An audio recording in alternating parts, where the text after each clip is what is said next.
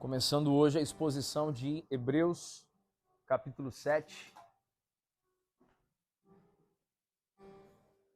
Abra lá. Lembrando de um encorajamento, né? Eu quero relembrá-los aí. Tem uma Bíblia de estudo, gente. Tem uma Bíblia de estudo. Pegue um material que você possa anotar, que você possa registrar, possa marcar texto. Depois que a Pâmela me apresentou aquele marca-texto diferente. Olha só que absurdo. Aquilo lá, mano. Rapaz, no céu só não vai ter aquilo, novo céu, nova terra, só não vai ter aquilo, porque o verbo encarnado vai estar na frente da gente. Ai, ai. Vamos lá então? Fazer a exposição? Rafa, se você quiser ficar mais... Eu tenho usado a NAA, que é a nova Almeida atualizada. Rafa, se você quiser relaxar, mano.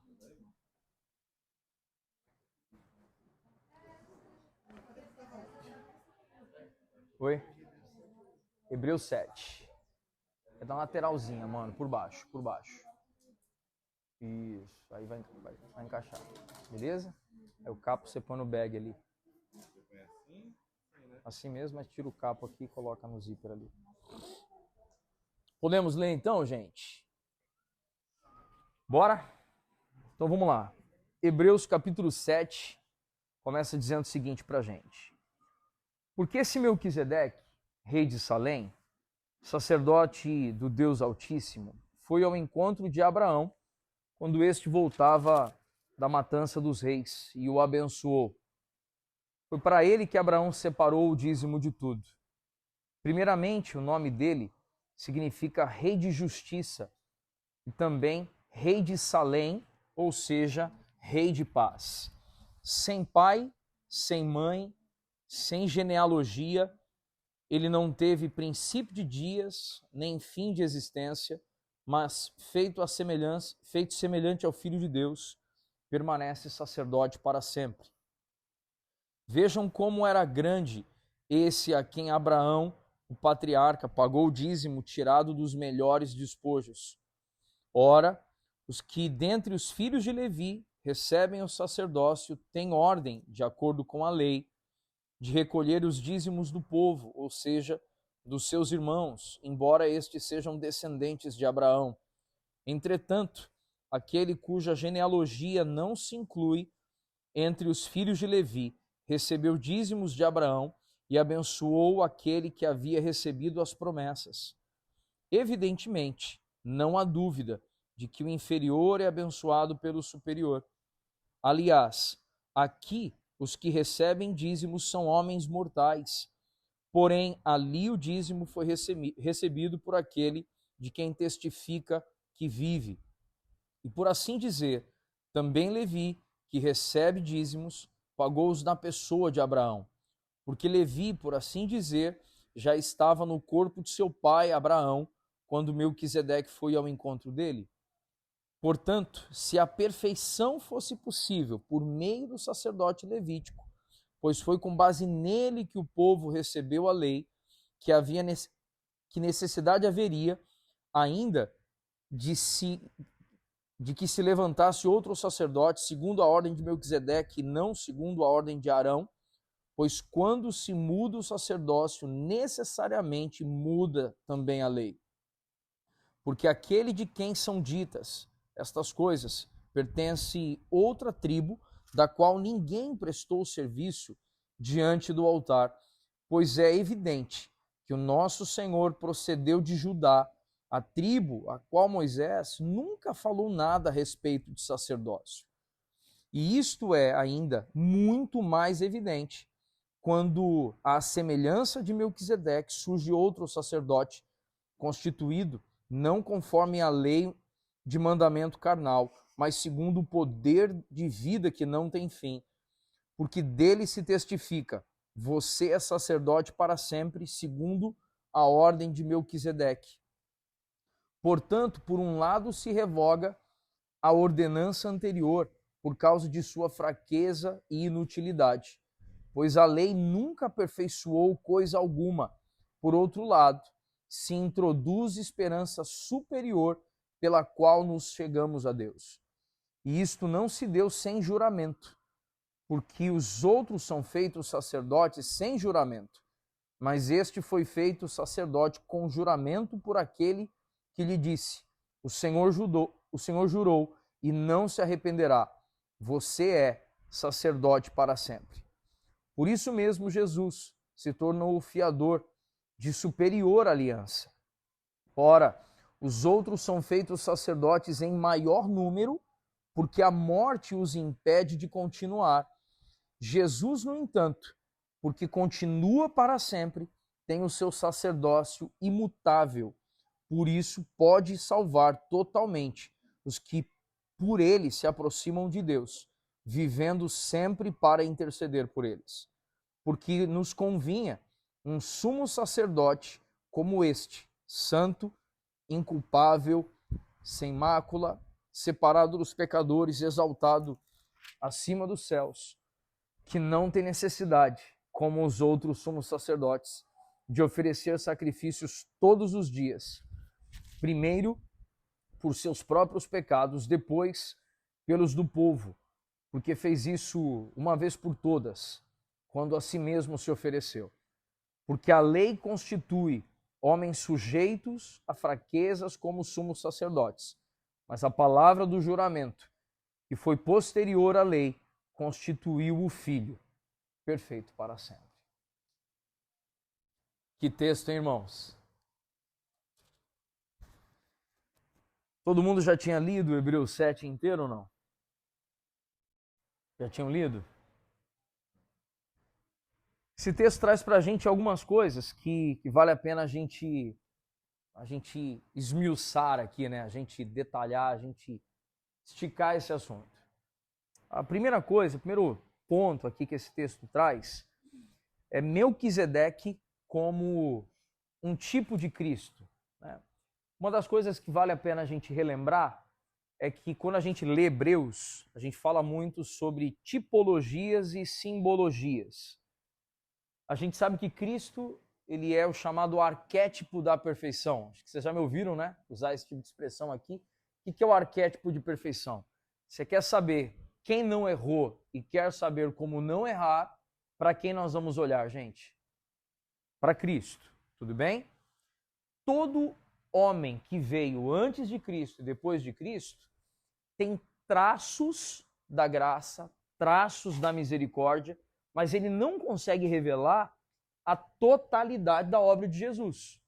Que a obra de Jesus só pode ser revelada totalmente em si mesmo. Faz sentido isso, gente? Então a gente tem tipos. Ô, meu bem. Bom dia, meu amor. Brotou ali.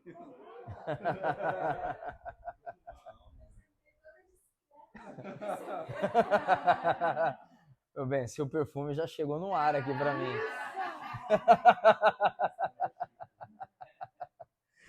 Vamos lá. E quando a gente fala do Cristo, né? Então, ele é o arquétipo da perfeição. Todos quantos vieram antes de Cristo e após Cristo, eles podem ser imitados em parte. É muito importante a gente compreender isso. Amém? Por que em parte? Porque nós não temos toda a revelação da graça, nós não temos toda a revelação da misericórdia, nós não temos todas as obras de Jesus plenas em nós, plenas, né? Nós temos parte da revelação. E quem foi Melquisedeque? É muito importante a gente compreender isso. A gente vê primeiro, e tem um texto aqui, um versículo, que ele assusta um pouquinho, né? Que Abraão estava voltando do que aí? Da matança dos reis, né? E aí vai e se apresenta a Melquisedeque, né? Mas olha que coisa importante para a gente compreender. Se a gente pegar lá em Gênesis, capítulo 22, se alguém está anotando e quiser registrar isso, em Gênesis 22 há um relato. Há um relato de que Abraão, ele tinha um sobrinho. Quem era o sobrinho de Abraão, que é bem conhecido aí? Vocês lembram ou não? Ló.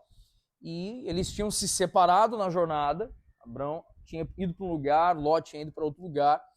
e Ló estava sendo quase que escravizado, digamos assim. Isso é muito importante a gente compreender. Ló estava sendo alvo de um abuso de alguns reis, as suas posses, os seus bens, a sua família. E quando então Abraão fica sabendo, ele decide em seu coração ir em resgate de Ló. E olha que especial, ele se levanta para tirar Ló de onde? Da escravidão. Ele levanta para extrair Ló exatamente de uma situação de opressão. Só que como nós não somos a figura completa de Jesus, Abraão vai e para conseguir livrar Ló, ele teve que fazer o que, gente? Ele teve que matar os opressores. Por isso que nós falamos de tipologias e simbologias. E aí quando ele chega na matança dos reis, era muito comum depois de uma guerra, depois de uma batalha, se apropriar dos despojos. Né? O que eram os despojos? Era tudo que havia de valor naquele lugar era tomado como despojos de guerra. E ele vai então e se apresenta a Melquisedeque. A primeira coisa importante, qual era o compromisso direto de Abraão com Melquisedeque, que a gente olha nas Escrituras? É muito importante a gente observar isso. Melquisedeque não era do povo necessariamente de Abraão. Abraão não tinha vínculo consanguíneo com Melquisedeque. Mas Melquisedeque era rei e sacerdote de um lugar. Um lugar chamado o que está escrito no texto? Salém. Correto? E Abraão entende que aquilo que ele conseguiu, vocês já ouviram, né? Por exemplo, às vezes, em algumas igrejas que tem uma forma de crer diferente da nossa, né? E tal. Eles levantam lá 318 homens, guerreiros, especiais e tal, que na verdade o número que Abraão aqui, ele convoca um exército que tinha 318 homens. E ele vai com 318 homens, ele consegue triunfar sobre vários reis que estavam oprimindo e escravizando a família de Ló. Olha que especial isso. Só que quando ele volta, ele entende que a conquista tinha sido maior do que a sua capacidade. Eu queria começar aqui trazendo essa reflexão. A sua conquista tinha sido maior do que a sua capacidade. E quando você entende que a sua conquista foi maior do que a sua habilidade, maior do que a sua capacidade, você sabe que não foi você. Você sabe que foi uma intervenção do Eterno. Você sabe que foi uma intervenção do Senhor. E o coração de Abraão se inclina a Deus. Quando ele se inclina a Deus, a quem eu posso ir para externar a minha gratidão ao Senhor? Olha só que especial. Não fala de um ato obrigatório ou de um ato voluntário aqui. Um ato voluntário por compreender, cara, que isso que eu estou vivendo não é por meritocracia, senão por meio da graça de Deus. Embora ainda naquela época não houvesse essa expressão, a graça por meio de Jesus, Jesus não tinha vindo ainda, mas trazendo para os nossos tempos a gente consegue entender isso aqui hoje, certo? E ele vai e entrega os dízimos a Melquisedeque. Quem era Melquisedeque? Vamos lá. Primeiramente, quando a gente fala de o sacerdócio levítico, quando que surge o sacerdócio levítico? Vocês lembram disso ou não? No tempo lá de Moisés, organizam-se as 12 tribos, e o sacerdócio ali, ele é separado do governo. Então, você é sacerdote, você não pode ser rei. Você é rei, você não pode ser sacerdote. Era separado isso, gente. Isso é tão verdade que o rei Uzias, se a gente for ler ali o primeiro e segundo livro de Reis, primeiro e segundo livro de Crônicas, você vai perceber que o rei Uzias, ele era rei, e ele entra no templo a fim de assumir meio que o papel de sacerdote. E o juízo de Deus foi imediato, de modo que ele saiu leproso. Olha só isso, gente. Não poderia, a partir de Levi, alguém exercer o duplo ofício. Ou era rei, ou era o quê? Sacerdote. Só que nós estamos falando de Melquisedeque, que era rei e sacerdote. Qual era o nome da cidade? Salém. O hebraico, a gente põe um Hzinho ali depois do S, aí vem Shalem, que vai e produz para nós a expressão Shalom, por isso ele é chamado de Rei de Justiça e Rei de Paz. Por isso que lá na frente, em Isaías capítulo 9, Jesus é anunciado como aquele que viria como o príncipe da paz. E por isso que depois vem Jesus, sacerdócio segundo a ordem de Melquisedeque. Olha que especial, gente, as coisas linkando nas escrituras. Faz sentido isso, gente?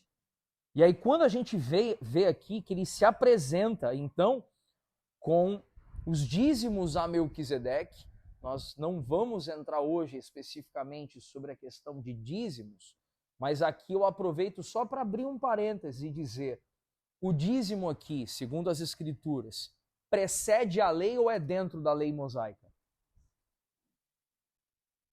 Ele vem antes da lei mosaica ou dentro da lei mosaica? Pelo que nós estamos vendo aqui. Ele vem antes da lei mosaica.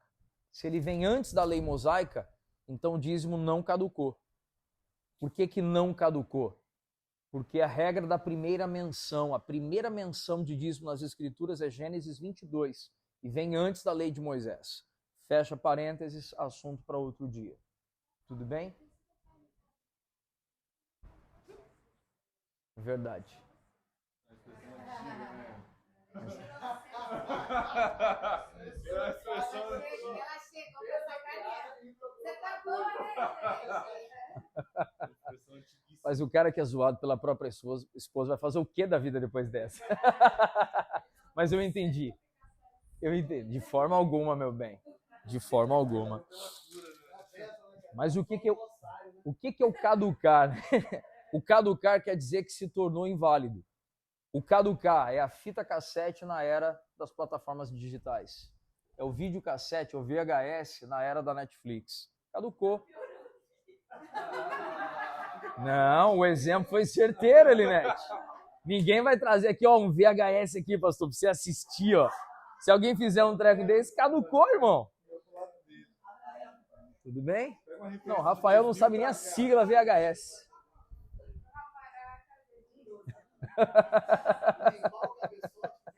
É, mano. Com álcool isopropílico. Detalhe. Mas tudo bem, então, essa introdução, gente, esse início aqui do texto, que aí é muito especial.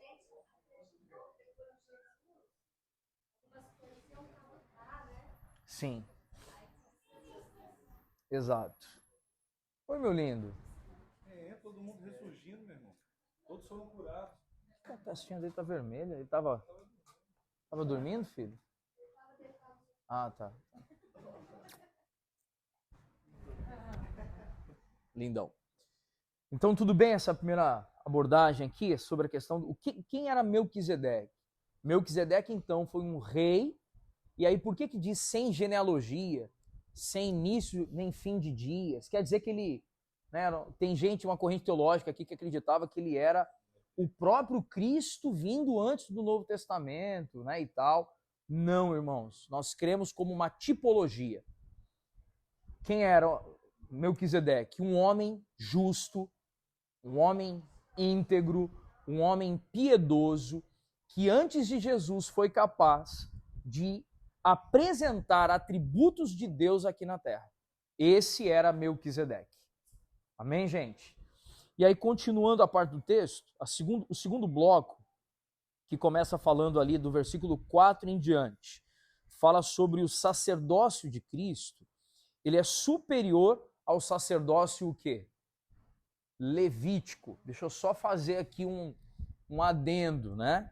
Vocês nunca me ouvirão, né, fazer uso de uma expressão, e se vocês usaram ou usam essa expressão, vocês vão notar a minha aproximação de vocês carinhosamente, colocando a mão no seu braço, no seu ombro, e orientando você de que essa expressão não é uma expressão conveniente para os dias atuais, que é muitas vezes a gente olha para um músico e chama ele de quê?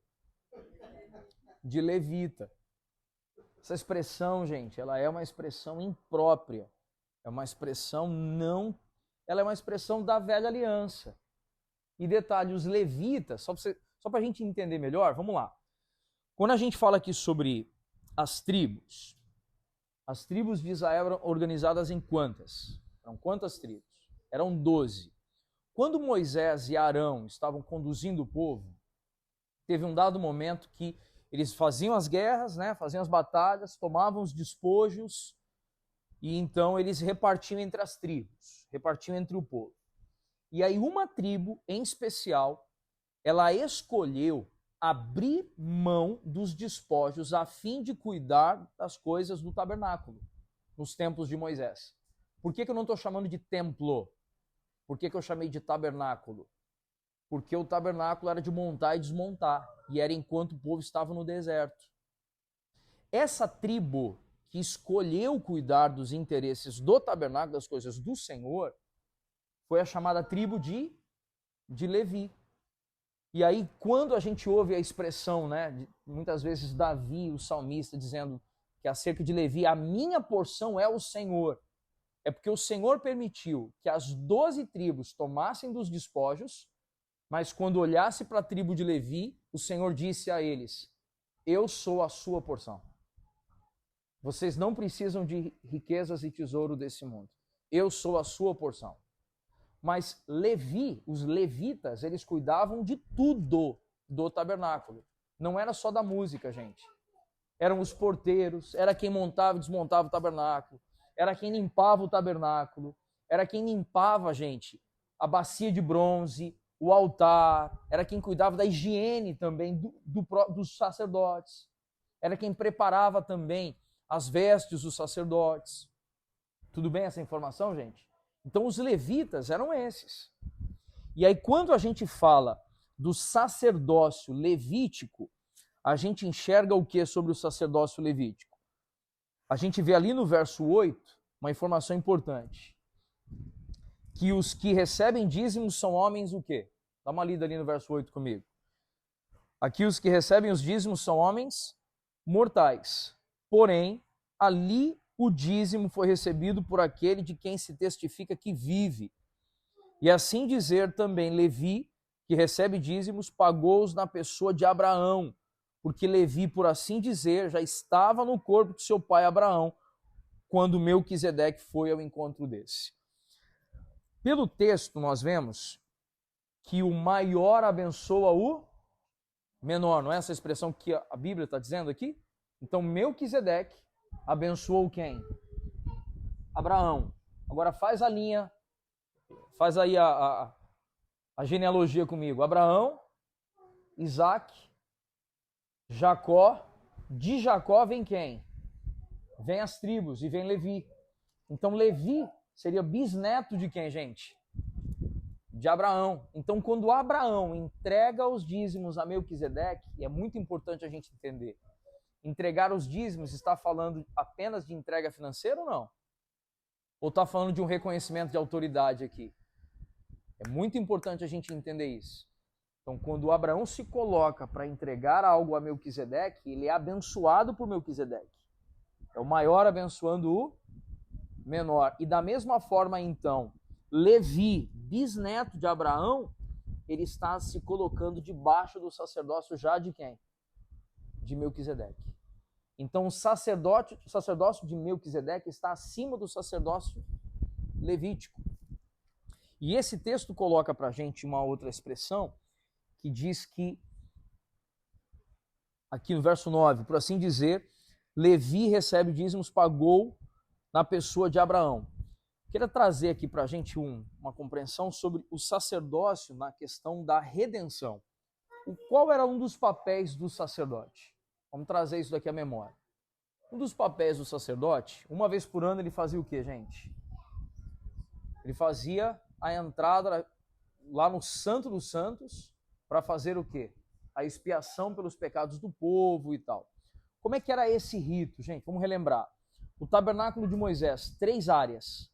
Qual era o primeiro setor lá no tabernáculo de Moisés?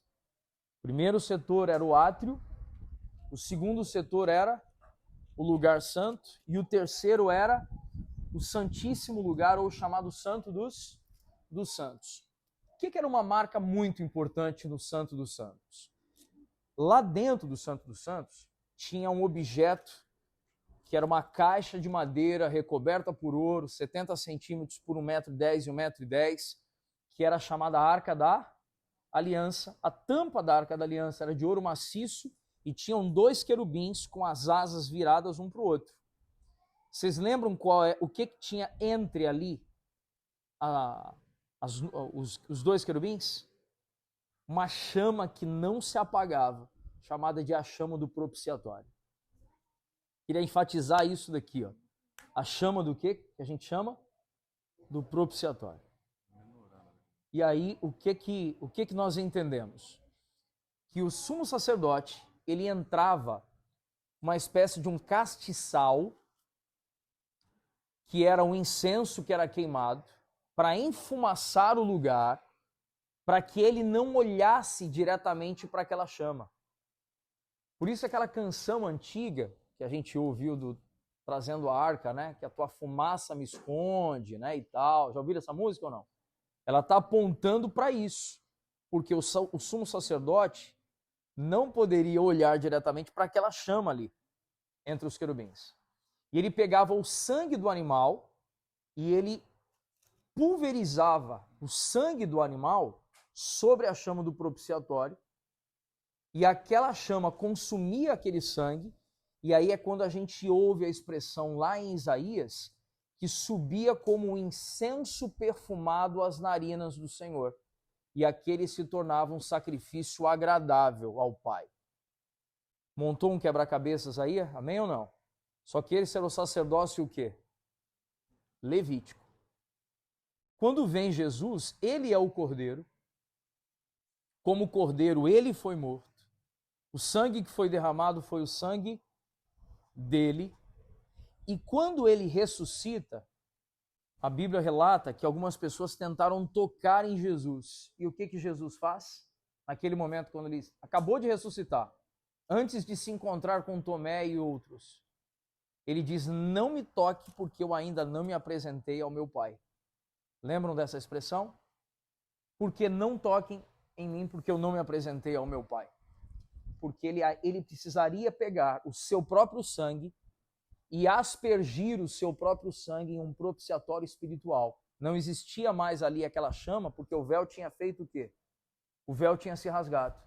Quando ele lança o seu próprio sangue no propiciatório espiritual, o sangue de Cristo agora, ele faz o que a gente chama de sacrifício vicário. O que é o sacrifício vicário de Cristo? Ele é suficiente. Não precisamos mais matar nenhum cordeiro para apresentar um sacrifício. Faz sentido isso ou não? Então, quando a gente usa essa expressão, que o sacerdote ele tem um objetivo maior, que é representar o povo para Deus e Deus para o povo. É fazer a intercessão, digamos, entre céu e terra. E Jesus, ele vem, segundo a ordem de Melquisedeque, ele vem fazendo essa propiciação pelos nossos pecados. Irmãos, conseguimos expressar com clareza aqui, amém? Gerou alguma dúvida aí ou não? Net. Você respirou fundo, eu já sabia.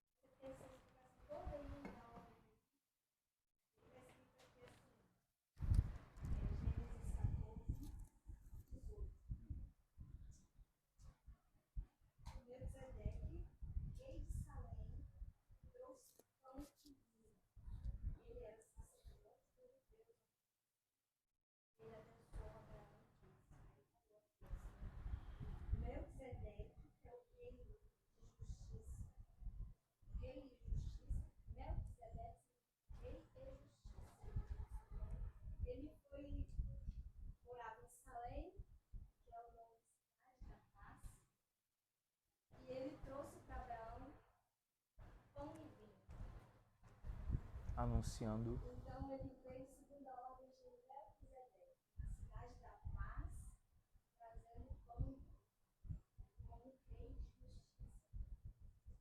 Um rei de justiça mesmo. Rei e sacerdote. Então não segundo a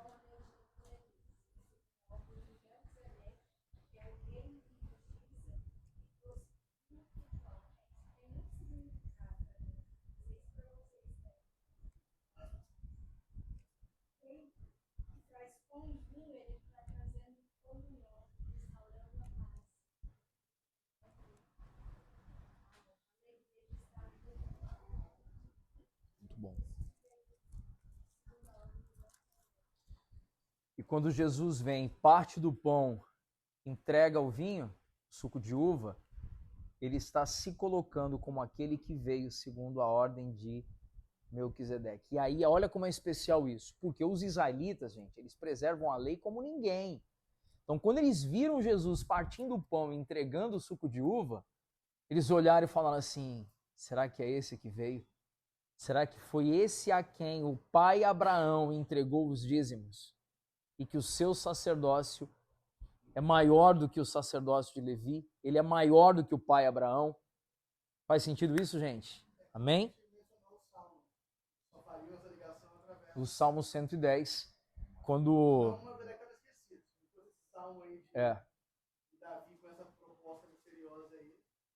Que aí tá ali no verso 17, né? Um trechinho do Salmo que diz, você é sacerdote para sempre, segundo a ordem de Melquisedeque. E foi Davi ali se movendo como um profeta de Deus, né? E é engraçado, né? Que quando a gente fala de Davi, a gente não pensa em Davi como um profeta de Deus no Antigo Testamento, a gente só pensa em Davi como músico e como rei. E Davi se moveu como um profeta de Deus também, certo? E ficou clara essa questão que ele net trouxe, gente, do pão e vinho? Legal? Sobre o verso 11, tem uma coisa, um tesouro aqui, né, que me chama muito a atenção, colocando o sacerdócio de Cristo como um sacerdócio eterno, né? E o que a gente consegue enxergar nesse sacerdócio como um sacerdócio eterno? No versículo 11, diz que se a perfeição fosse possível por meio do sacerdócio levítico, não haveria necessidade da gente obter o novo sacerdócio segundo a ordem de Melquisedeque. Tudo bem? Então, o sacerdócio levítico, ele apontava para alguém, apontava para algo, e ele apontava para quem? Para Cristo.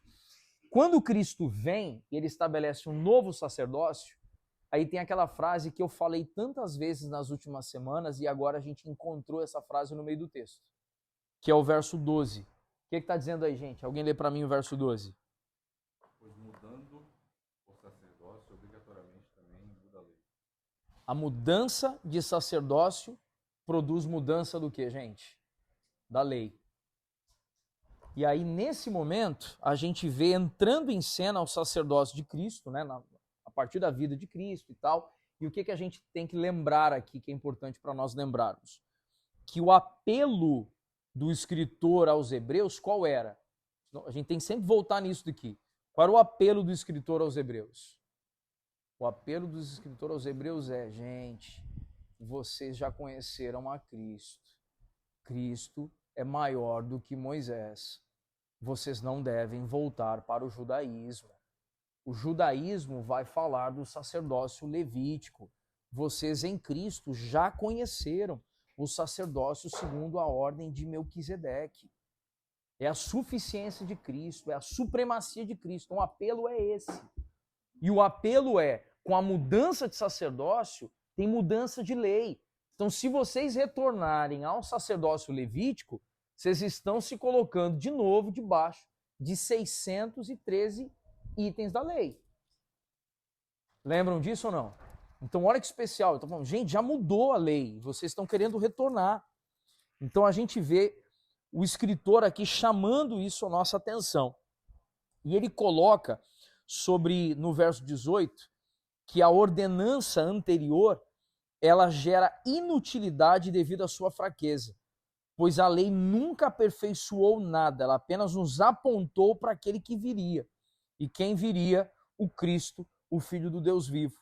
No verso 22 ele coloca que Cristo se torna fiador da superior aliança. Ô gente, o que é o fiador? O que é o fiador? Garantia de pagamento. Gente, inclusive a palavra nos ensina algo, né?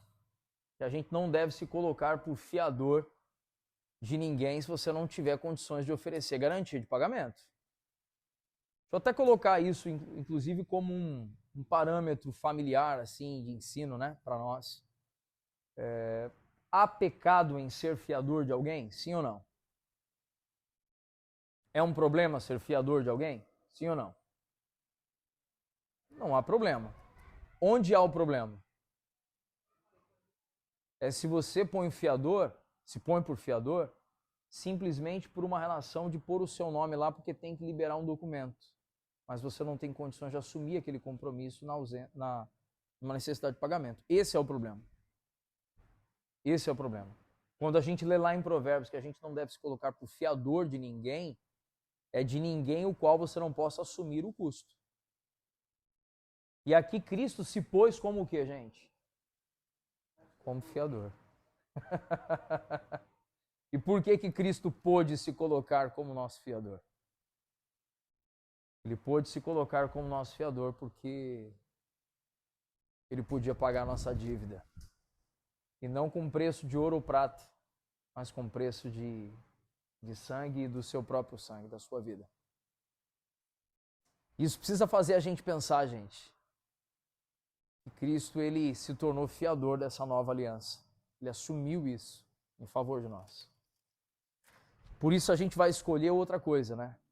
A gente vai escolher se manter endividado ou a gente vai escolher corresponder a essa nova aliança, né? Amém? O verso 22 nos lembra de uma coisa, verso 23 nos lembra de algo importante, né? O sacerdócio levítico, eram vários sacerdotes ou era apenas um sacerdote levítico? O sumo sacerdote era um, né? Mas quando a gente diz assim, o sacerdócio levítico, ele era um sacerdote ou era um? Né? O sacerdócio levítico, ele vinha de geração em geração, né? Ele passava de pai para filho, né, e tal. Inclusive, o sacerdócio se dava fim por meio de um cenário. Qual era o cenário que punha fim a um sacerdócio? Ao exercício do sacerdócio? A morte. Então, a morte de um sacerdote punha fim. Não colocava fim à sua linhagem, a linhagem sacerdotal, mas sobre o seu sacerdócio. Só que Cristo, ele ressuscitou e ele é o quê? E ele é eterno. E por ele ser eterno, é que nós vemos o Salmo 110 se cumprindo, que ele será sacerdote para sempre, segundo a ordem de Melquisedeque. Mas tem uma pérola escondida aqui que a gente pode cavar um pouquinho e trazer algo especial para nós. Os sacerdotes sempre viriam de uma única tribo. Qual era a tribo que viria o sacerdote? A tribo de Levi. Tudo bem? Só que quando a gente cantava aí quando a gente era criança nas escolas dominicais e tal, ele é o leão da tribo de Judá. E qual é a relação? Uma coisa importante para a gente considerar é que, historicamente, os sacerdotes, eles vinham de onde? Vinham da tribo de Levi, certo? Mas Judá era uma tribo de reis. Então, grande parte dos reis vieram da descendência de Judá. E quando nós vemos sobre Jesus, quando vemos sobre a vinda de Jesus, ele vem da descendência de Davi, mas ele vem de Judá.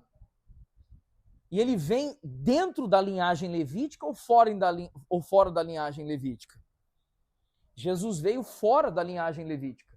Então, teoricamente, Jesus não poderia adentrar o exercício sacerdotal, mas ele poderia evocar a si a linhagem real.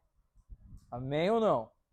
Só que quando nós vemos ele apontando para Melquisedeque, nós vemos ele assumindo o sacerdócio segundo a ordem de Melquisedeque, mas não apenas o sacerdócio, mas assumindo também a linhagem real. Por isso Jesus veio como o rei dos judeus e como o sumo sacerdote que se compadece de nós. Rei e sacerdote segundo Melquisedeque. Olha que especial isso, gente. E aí por isso que lá na epístola de Pedro, quando Pedro está escrevendo sobre nós, que nós somos povo adquirido, nós somos o que mais, gente? Sacerdócio real. está falando de sermos sacerdotes e também somos descendentes de uma realeza. Por meio de quem, gente? Por meio de Cristo. Mas esse Cristo que nos adotou, e aí é muito importante lembrar disso, que essa realeza não é por descendência legítima, digamos assim, por vínculo sanguíneo, mas essa descendência é por meio da adoção. E aí tem outro mistério especial e ali escondido para nós, que é compreender que quem veio da descendência de Davi foi José, não foi Maria.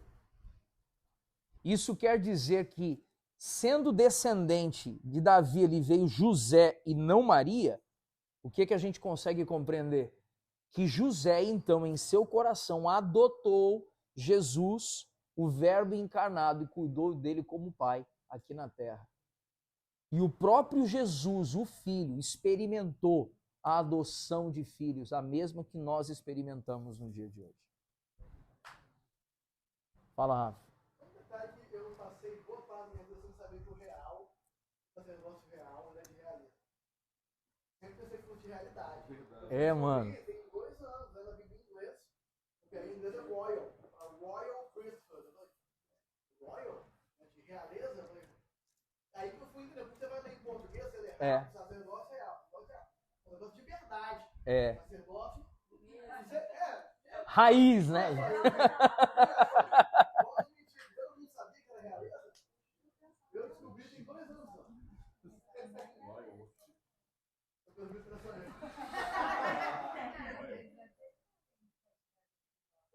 Sim. Então, mas aí falando de desmistificação, né? Aí também concatenando nesse capítulo, é Cristo também, né?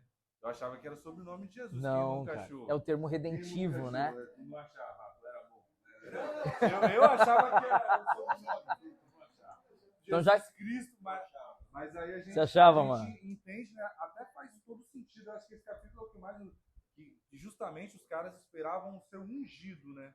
Aí Cristo, que vem do grego Christos, quer dizer ungido, que vem do hebraico Machia, que é o seu Messias. E aí por isso que o capítulo 7, 8 e 9 é para resolver esse problema. Tá, é Messias, mas como assim ele é Messias? Como assim ele é ungido, né?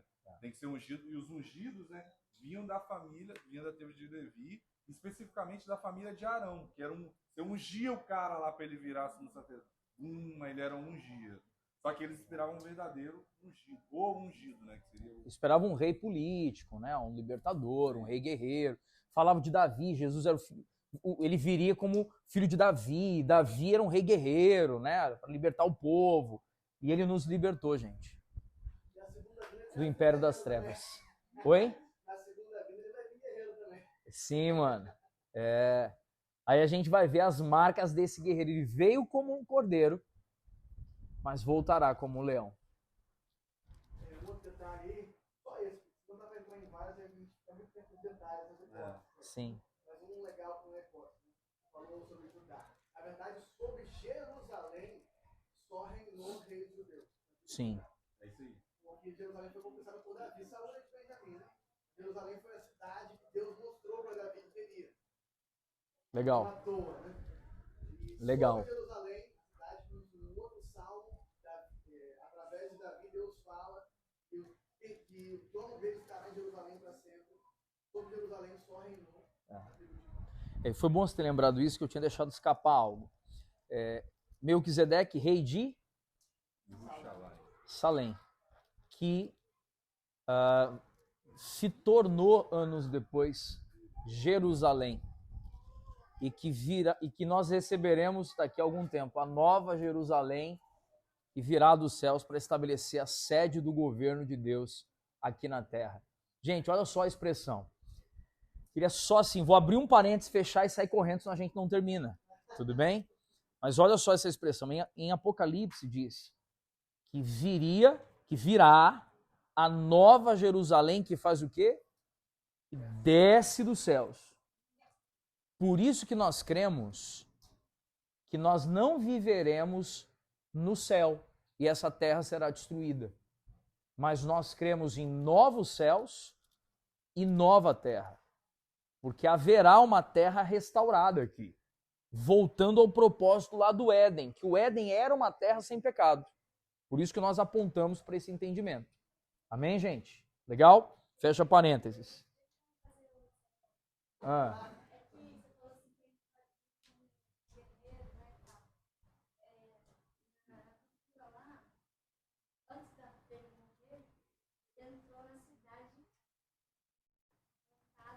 Um jumento.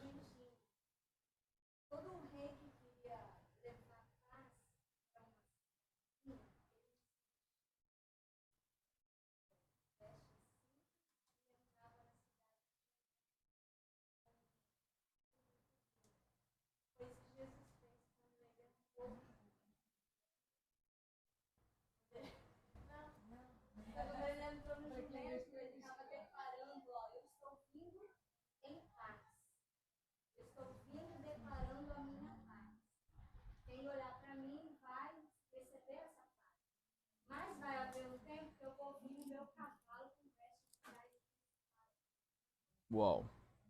Então ele já veio montado nesse jumento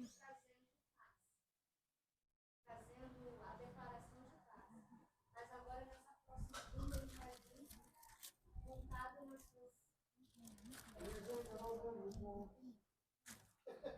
Mano. Aí você lembrou do Júlio Oliveira agora. Tudo bem até aqui, gente? Amém? Eu quero dar uma beliscada no capítulo 8, aqui, porque nós já estamos falando sobre essa nova aliança. Amém? Estamos falando sobre ela. E tem algo aqui que eu queria dar uma beliscada no capítulo 8, só para a gente poder fazer o fechamento aqui do 7, mas apontando para algo assim.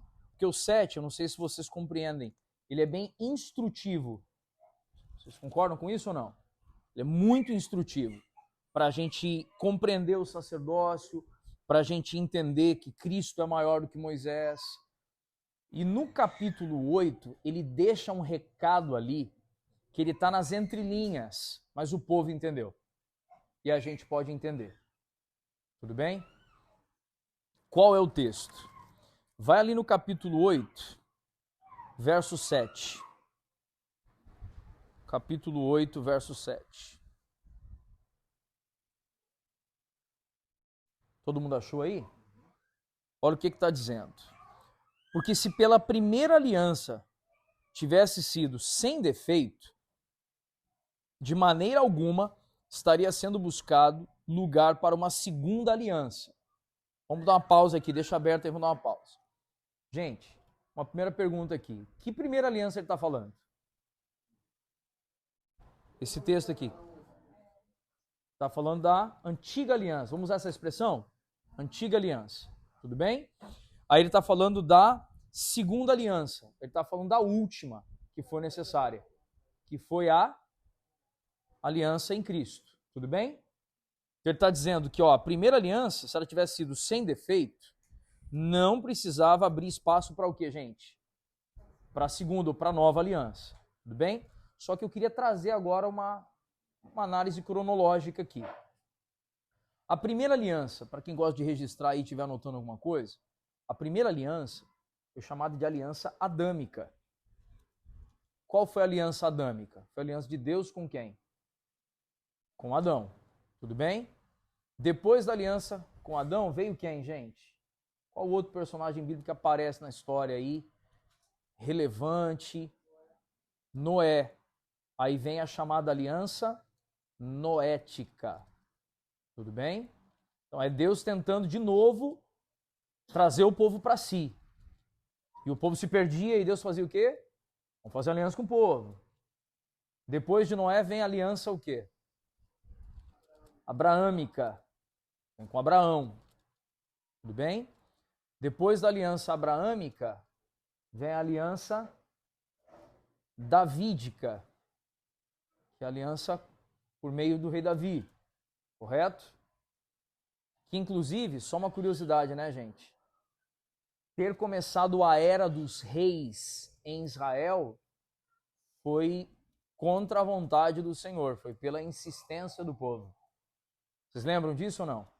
Porque era a época dos juízes, né, gente? Onde Samuel foi o último dos juízes E aí Samuel ungiu, né, Davi, ungiu Saul, certo? Para quem sabe, né, para quem navegou um pouquinho, né, nessa situação, Davi não foi o segundo rei, né?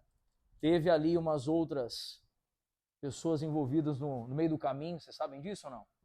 Alguns reis ungidos no meio do caminho ali, pós Saul, no mesmo tempo de Saul, entendeu? Que Deus não reconhecia, mas eles assumiram como reis. Depois é que o Senhor, então, tomando em sua mão, ó, chega. O Senhor toma na sua mão e fala assim, agora chega. Vai lá na casa de Jessé e vai ungir meu servo. E vai ungir Davi. E é curioso a gente lembrar de uma coisa. Davi, ele estava sendo ungido rei, mas ele estava fazendo o que na hora que Samuel chamou? Ele estava pastoreando as ovelhas de seu pai. Gente, é muito importante esse raciocínio completo. Ele estava, primeiro, fazendo o quê? Pastoreando. Segundo, pastoreando o quê? As ovelhas, que não eram suas, eram de seu pai. Por isso vocês, assim, têm notado, né, de vez em quando nas entrelinhas eu solto alguma coisa, né? Nós estamos pastoreando um povo que Deus ajuntou. Não são nem ovelhas nossas, são ovelhas do Cristo que nós temos cooperado com o pastoreio do Cristo. Porque a gente pastoreia as ovelhas do Cristo. Faz sentido isso ou não, gente? Muito importante a gente posicionar isso. Aí vem a aliança davídica. Pós a aliança davídica vem a aliança do Cristo. Amém? A nova aliança. Eu pulei a mosaica, né? Desculpa. A aliança mosaica, verdade. E aí a última que foi feita e não foi revogada, por quê? Porque havendo mudança de lei, a mudança de sacerdócio, a mudança de lei. Cristo, eterno, reina eternamente, a partir de agora. Só que aí tem um lancezinho aqui para a gente fechar essa conversa com essa situação, para a gente processar. Verso 8 aí. Hebreus 8:8. E de fato, repreendendo-os, diz. Gente, de fato o quê? Repreendendo-os. Então há uma repreensão aqui. Tudo bem? Eis aí, vem dias, diz o Senhor, e firmarei nova aliança com a casa de Israel e com a casa de Judá. Não segundo a aliança que fiz com seus pais, no dia em que os tomei pela mão para os tirar da terra do Egito, pois eles não continuaram na minha aliança, e eu não dei atenção a eles, diz o Senhor. Porque esta é a aliança que farei com a casa de Israel. Depois daqueles dias, diz o Senhor, imprimirei as minhas leis na mente deles e as inscreverei sobre o seu coração. Eu serei o seu Deus e eles serão o meu povo.